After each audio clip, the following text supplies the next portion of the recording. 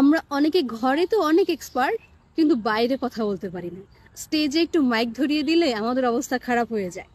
তো এরকম আমরা যারা আছি, আমাদের অনেকের মনে মনে ইচ্ছা আমি যদি ভালো কথা বলতে পারতাম, একটু ভালো বক্তব্য দিতে পারতাম, বা অনেকে আমরা লিডারশিপের সাথে জড়িত, তাদের জন্য আজকের ভিডিওটা। ভালো মতো কথা বলার জন্য যে বিষয়গুলো খেয়াল রাখতে হবে তার মধ্যে একটা হচ্ছে, আপনি যে টপিকে কথা বলবেন সেটা তো অবশ্যই আপনাকে ক্লিয়ার কনসেপ্ট থাকতে হবে। তার মানে আগে আপনাকে একটু এই টপিকটাতে একটু রিসার্চ করে আসতে হবে, একটু বেসিক নলেজ নিয়ে আসতে হবে।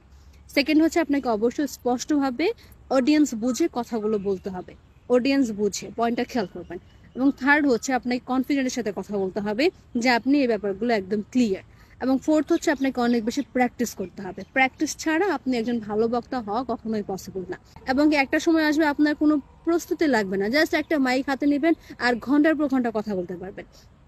তো এটা একটা বড় গুণ, কথা বলতে পারা, বক্তব্য দেওয়া। সো এটা যদি একটু অ্যাচিভ করা যায় তাহলে আপনার রিয়েল লাইফে, পার্সোনাল লাইফে এবং প্রফেশনাল লাইফে খুবই কাজে দিবে। সো আজকের জন্য বিদায় নিচ্ছি। আমি ছিলাম মনিকা আক্তার। টাটা।